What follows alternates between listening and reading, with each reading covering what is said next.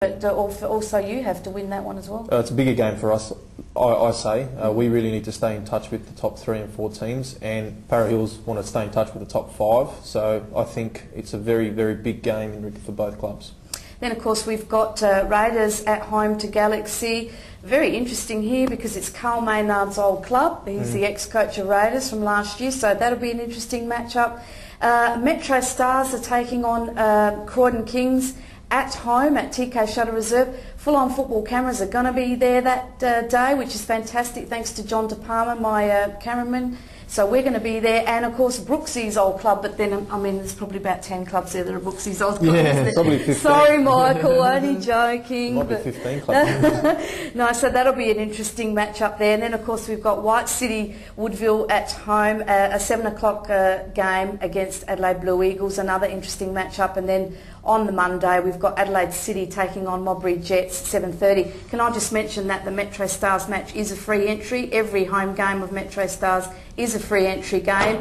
So, you know, if you want to get down there, go and have a look. Welcome back to Full On Football, where, of course, we've got our very special guests tonight, Simon Catanzaro from Campbelltown City, Con Carritevlis from Adelaide Cobras, and Adrian Leet from Northern Demons. This, of course, is our Premier League segment. This is your time now, Con. As I said before, the club's been around for about 36 years now, and I mean, your family's had an integral part within the club. Obviously, your father and of course yourself.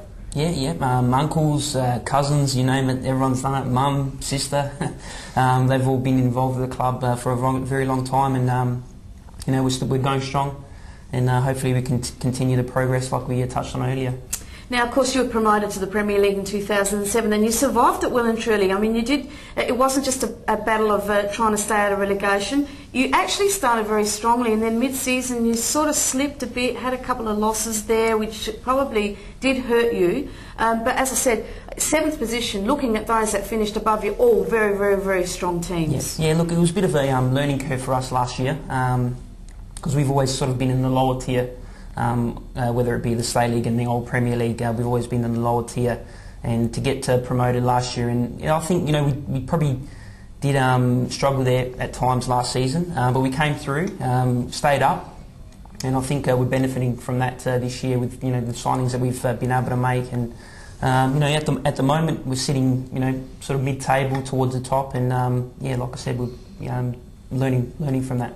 Now, of course, in 2006 you had John Harpus as your coach, who came in due to unforeseen circumstances and did the job very well. You've had Maurice Natali over the last couple of years, which is a great coach. What was the directive for your season 2008? What was the objective of the club? Oh, well, obviously, you know, if every club isn't looking at getting promoted to that Super League, then you probably shouldn't be there. So, I mean, I think that's everyone's objective, to be promoted to the Super League, so that, you know, either come top or second, then, you know, everyone should be looking at that, and we're no different. Now, of course, Paul Tsoukalis is the captain this year, and I don't know whether I should ask, did you step down, or was that a decision made by the club to give someone else a go? No, it was, I think it was just a coaching decision there. Paul is the club captain, but unfortunately he is unable to play this season. I thought so. Yeah, he's just had a couple of medical problems, and plus I think mid-season he's heading overseas as well, so he thought it best to sit out this season. So we've Morris has appointed Uni Ikalaro as our club captain this year, or in the absence of Paul Tsoukalis. So I've stepped down, and yeah, it's a chance for someone else to step up now, and because I've had the opportunity in the past, and he's doing a fantastic job. Along with Paul in the background, he's still in and around the club and taking us for a few sessions here and there. So another player that's come in new to the club and has become captain. Yeah, no, Ernie's captain this season. He's got a great voice. He peps the boys up before the game, and he's been a great addition to the club this year. So. Well, I'll tell you what, that if you have a look at that calendar there of Campbelltown, I've got a great photograph of Ernie in there, which is fantastic. Yeah. So you might want to use that against him sometime, maybe at the players' events that you have at the end of the year. Yeah, I'm sure he does probably scrub up. Well, he loves a bit of the product. So. Yeah, I was a bit disappointed that Simon wasn't in there. I mean, you know, here I was looking every month and Simon wasn't there. I mean, yeah, what's going on? Head coach at home didn't let you do it? Yeah, the boss didn't let me. Yeah. wouldn't have sold as many copies, I think. Oh, no. Now, look, some players did retire. You had Nick Pontikinis and Bill Petropoulos that retired at the end of last year. And again, another club, 3 or 4 new faces with Michael Margaritis performing very well for you. Yep, Michael Margaritis' second stint at the club. He's doing very well, scoring, I wouldn't say regularly, but he's got a few times on the score sheet this season, and he's been a good addition along with his brother James. He's been another great addition. Since our 2006 championship year, we've had a lot of a huge player turnover, and like last year was gelling.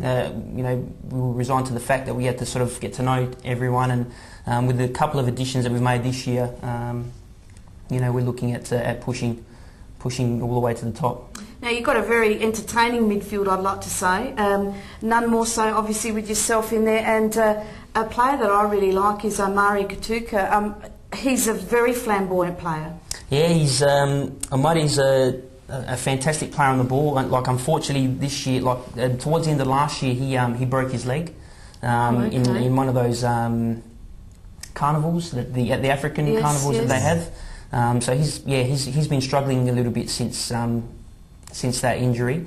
But yeah, look, he is a very entertaining midfielder, like you said. Like it's good to be playing. Like we've got Ross Calabria back at the club as well now, and James in the middle there. So we've built up a good synergy, to steal a quote from my brother there. Synergy. Yeah. What was he thinking, Paul? Paul. He's a different cat, Paul. So, he definitely is. But yeah, he's got some weird and wonderful ways of expressing himself. But he's we've got a good blend this year. So have you retained most of the core of the 2007 side, or? Yeah, we have. It's just the few additions that we've made. Darren Turner from Galaxy is another one. Nice solid defender that we've been able to bring out to the club. So we're just looking on improving and building up that squad, and promotion is the objective. Okay, well, let's have a look at what happened in round 6 of the Premier League with the results from last week. And of course we had Adelaide Cobras going down to Noarlunga 3-1, which is a bit of a surprise. Or you were saying they're very, very strong. Yeah, they caught us by surprise. Noarlunga did. They had their chances. They took their chances, whereas us on the other foot weren't able to. And to their credit, they came away with the 3 points. We were disappointed in our performance. We've spoken about that as a team, and hopefully this week we'll rectify that. Okay, and of course, as we mentioned, Margaritis is scoring for Cobras, and Smith, Roberts and Sefton for Noarlunga. Cumberland and Pirates drew 1-1 with Scotty Unglaub. Fantastic, as I said, to see him back on the score sheet and scoring regularly now, and Pirates scoring a goal there for Cumberland as well. Panthers 0, Adelaide Olympic 1 with Jovanovic. I mean, who else is there that scores goals for Olympic? He's consistent every week and unbelievable. If he doesn't win the Golden Boot, I don't know who's going to. And then Enfield City 1, Adelaide Hills 4. Adelaide Hills is a very, very strong side, so very disappointing for Enfield City. Orlando with the goal there, and Nathan Elliott again scoring a brace. Bowman and Pace for Hills. Pace has been scoring regularly as well. And then, of course, Western Strikers 1, Adelaide Comets 2. Here we go.